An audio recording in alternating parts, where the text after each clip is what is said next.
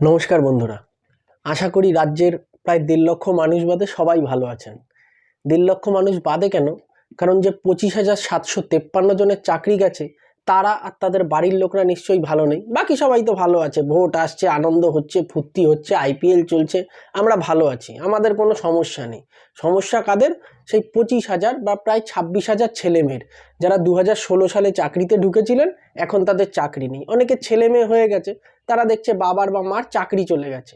এখন রাজ্য সরকারের তরফ থেকে কি বলা হচ্ছে, বা তাদের যারা আইনজীবী তারা কি বলছে, সুপ্রিম কোর্টে গেলে এই রায় স্থগিতাদেশ দিয়ে দেবে, অর্থাৎ তারা আবার চাকরিতে ঢুকে যাবে।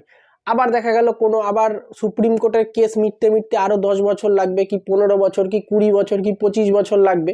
তারপরে দেখা গেল তাদের এই যারা 16তে চাকরিতে ঢুকেছিল তাদের নাতি নাতিরা হয়েছে, তখন আবার দেখবে দাদুর চাকরি চলে গেছে, দিদিমার চাকরি চলে গেছে।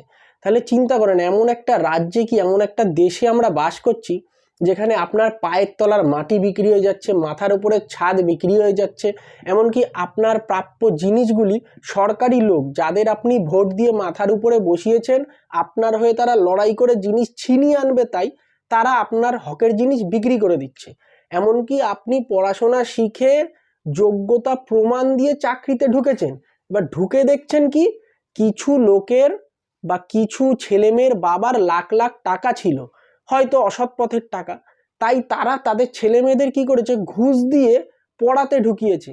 মানে চিন্তা করতে পারেন, চোর যদি পাঠশালা খোলে যে কিভাবে সাধু হওয়া যায়, ঠিক সেরকম একটা স্কুল বা শিক্ষা ব্যবস্থা আমাদের রাজ্যে প্রতিষ্ঠিত হতে যাচ্ছিল, যে আমি ঘুষ দিয়ে চাকরিতে ঢুকে আমি পাঠ দেব বা আমি শিখাবো যে ছেলেমেয়েরা কিভাবে ভালো হবে, ছেলেমেয়েরা কিভাবে সৎ হবে। এদিকে আমি নিজে অসৎ পথে চাকরিতে ঢুকে বসে আছি। এদের জন্য, বা এরা চাকরিতে ঢুকলো কেন, কাদের দোষ?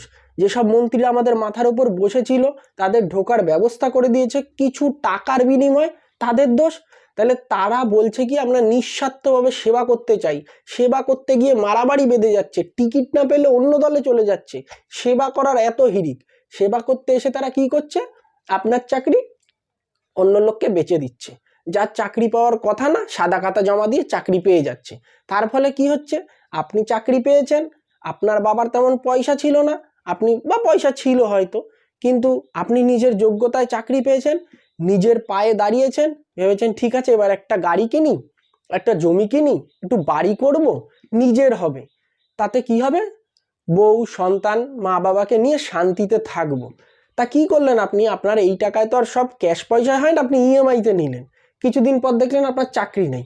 এবার কি হবে, আপনি নিজে থাকবেন না। মুখ্যমন্ত্রী বারেবার বলছেন যদি আত্মহত্যা করতো বা যদি আত্মহত্যা করে তার দায় কে নেবে। ওনার একবারও মনে হয়নি যে চাকরি পাওয়ার যোগ্য যারা রাস্তায় দিনের পর দিন বসে আছে, তারা যদি কেউ আত্মহত্যা করে তার দায় কে নেবে? মানে অসাধারণ একটা যুক্তি, মানে নিজের বেলায় আটিসুটি, পরের বেলায় চিমটি কাটি।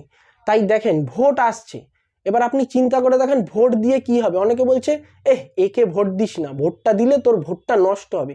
আরে ভাই, ভোটটা নষ্ট হবে যেখানেই দিচ্ছি সেখানেই তো ভোটটা নষ্ট হচ্ছে। এর বিরুদ্ধে আমাদের করণীয় কি, আমরা কি করতে পারি, কাকে ভোট দেব? যেখানেই ভোট দিই তারাই আমাদের জিনিস বেচে দেয়। এই যেমন ধরেন আমাদের রাজ্য সরকার চাকরি বেচে দিয়েছে, কেন্দ্রীয় সরকার ইলেকটোরাল বন্ডে টাকা নিয়ে নানান ভালো ভালো মানে প্রজেক্ট বিভিন্ন বেসরকারি সংস্থার হাতে দিয়ে দিয়েছে, ওষুধ কোম্পানির দিয়ে টাকা নিয়ে তাদের ভুলভাল ওষুধে ছাড়পত্র দিয়ে দিয়েছে। তাহলে কেন্দ্র বলেন রাজ্য বলেন কেউ ভালো না। সুতরাং আপনি যখন ভোট দেবেন চিন্তা ভাবনা করে ভালো করে ঠান্ডা মাথায় ভোটটা দেবেন।